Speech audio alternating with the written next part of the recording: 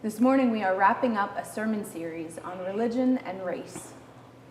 2 weeks ago, we talked about the history and the development of racist thought within our nation and how that impacts who we are today. Last week, we heard from Pastor Samaj Vincent from the Second Baptist Church about reflecting about the movie Selma, as well as how we can be bridge builders and speak truth to power. This week, we are having a panel discussion sermon as we reflect on the experience of racism today, as well as how we can respond and fight against racism.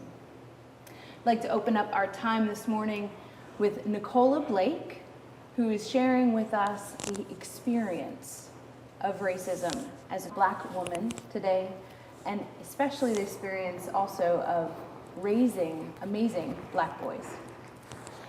Thank you. Thanks, Jess. It's important to discuss how I grew up and where I grew up. So I was born in Jamaica and moved here when I was 16. And it's important to note that the coat of arms in Jamaica says, out of many, one people. I lived my life that way. And then I moved to America and recognized that it isn't always that way. Racism is real, and even though I'm strong, I've shared with Jess multiple times, I am tired.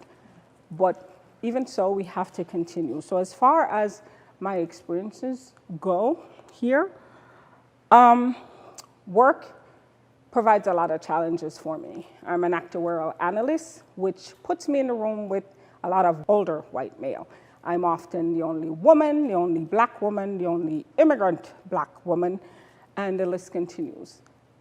There's a lot of things that play into that, because one, they don't expect me to be there. And somehow I'm supposed to keep my place. Sometimes it may be racism, sometimes it's feminine, I don't know. But I just know there's a lot of discomfort in the room as a result of my presence.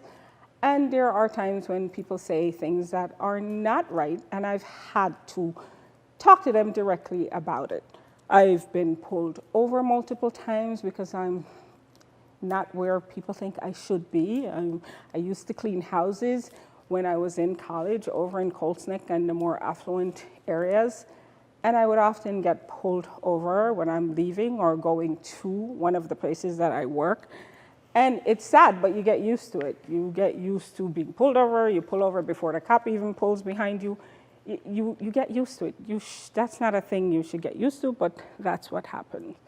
And it really came home for me, the whole idea of how palpable racism is in America once I got married and had children.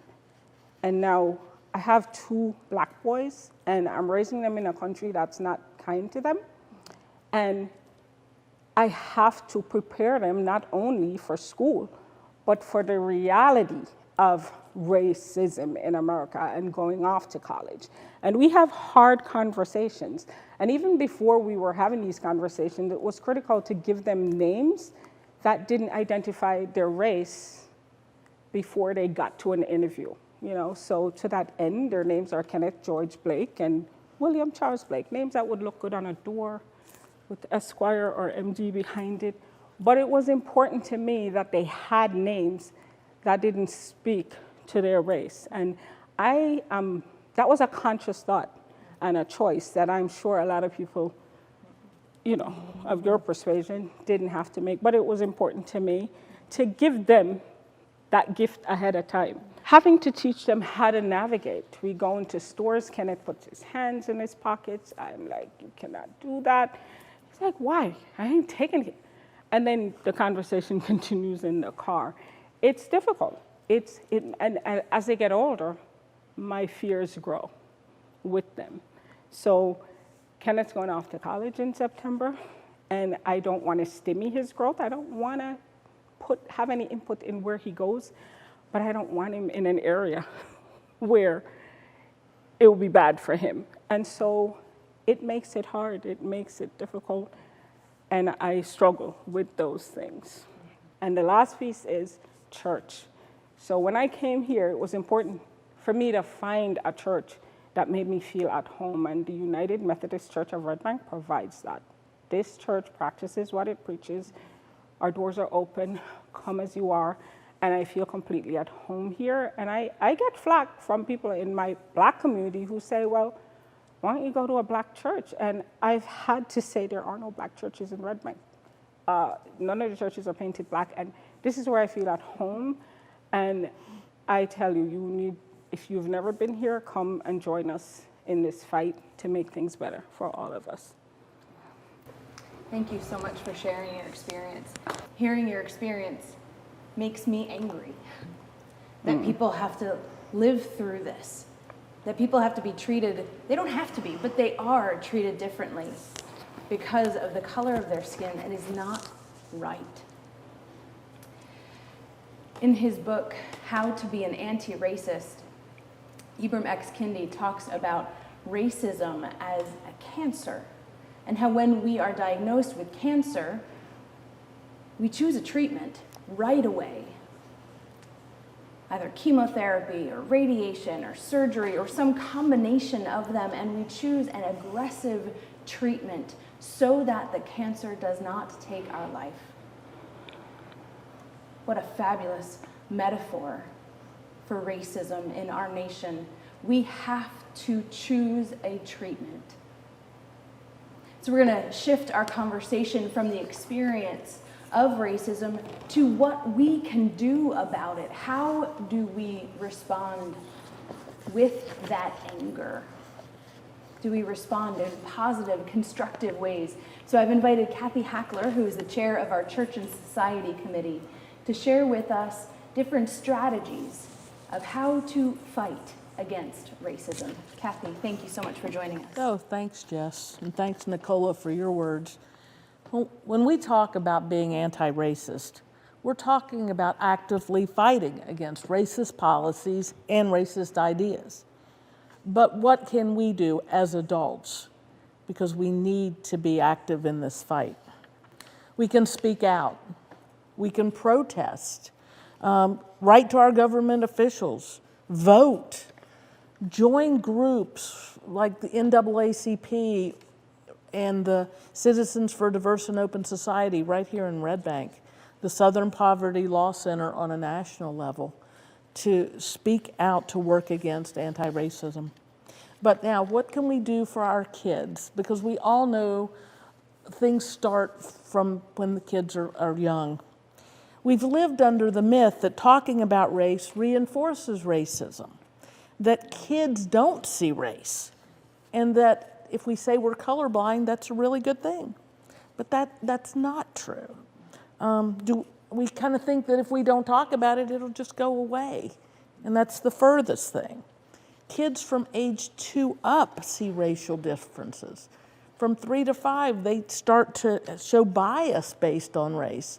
And by 12, they already are pretty much set in their ways. So if we talk about race with children, we can create more positive attitudes about race, like Nicola had to do talking with her kids about it. Black families talk about it from early on, whereas white families, research shows, just don't. So some strategies. First of all, we have to empower ourselves. We have to look at ourselves critically and look at what we think. Do we have people of color come to our house for a meal? Do we socialize with them? Look at the classes and the schools our kids go to. We have to examine closely our lives first. Then we need to gain knowledge. We need to learn about the history of racism in our country so that we can understand the present. And that's some of the things we're trying to do here at church.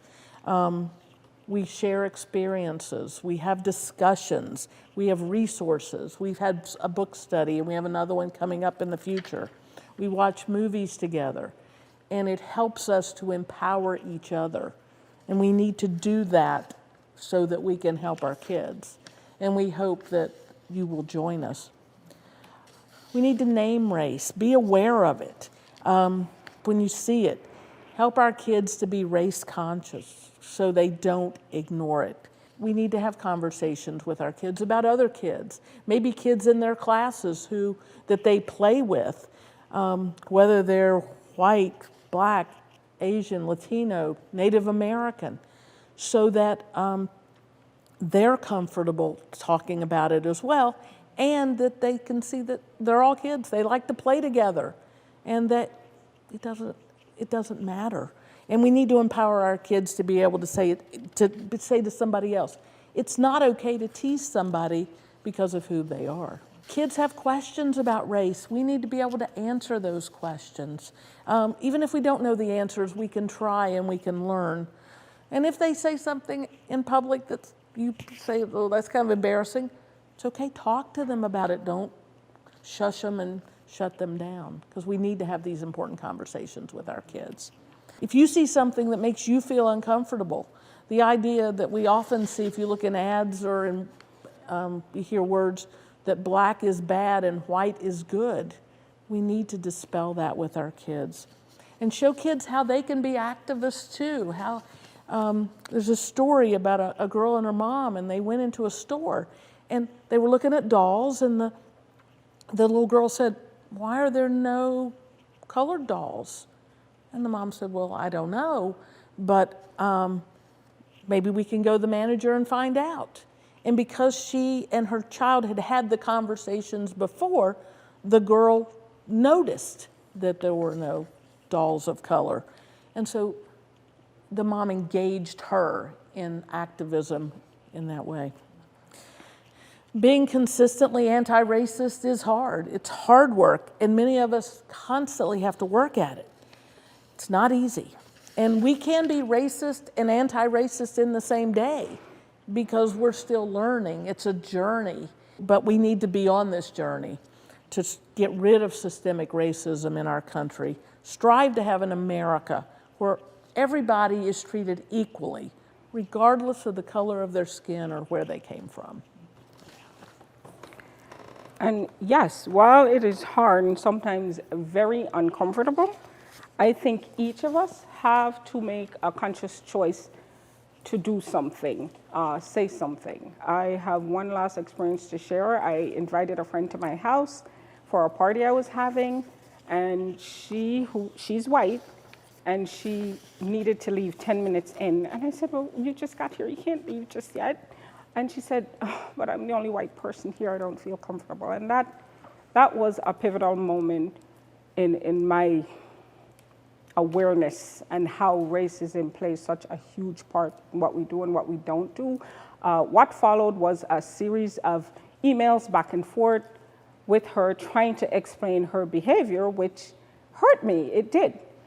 But at the end of the day, I asked her, "Well, you tell me all these things, you're aware of it, but what have you done?" And so that's the question I turned within, and I asked myself, well, what have you done? And when your grandkids ask you later on, well, what did you do?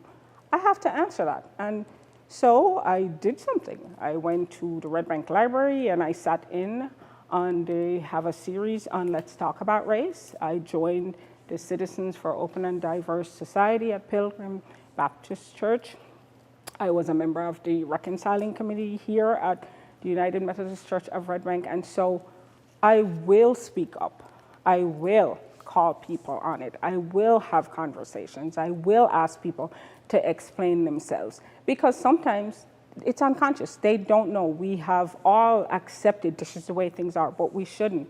We have to be presently conscious every day to make a choice to not allow it to happen. Now, do I get angry? Yes, I do. But anger is not going to drive my response, and that too is a conscious choice. I have to suppress it in order to educate, and I will continue doing that. And so we all have to join that fight so that this world, we can leave it better than we found it for our kids. Thank you so much. And I'm sorry. I'm sorry for any part that I have played and or not spoken up when I should have. It's so important to hear about experiences. It's so important to hear the call to action, the what are you going to do about it question. So let's all ask ourselves that. What are we going to do about it? How are we going to respond? Because if we don't, who will? And if not now, then when? We are resurrection people. We are called to hope, to believe that racism isn't just going to be around forever. So just learn to deal with it. We have to respond. So in the coming weeks, the coming months, the coming years, as our Church and Society Committee offers book studies and movie discussions and possibly implicit bias trainings, let's all step forward and participate. Learn more about ourselves. Explore ways that we can be anti-racist in our behaviors, actions, and words. Folks, we are the body of Christ. Let us stand up. Let us speak truth to power. Let us seek justice and spread the love of God. May it be so. Amen.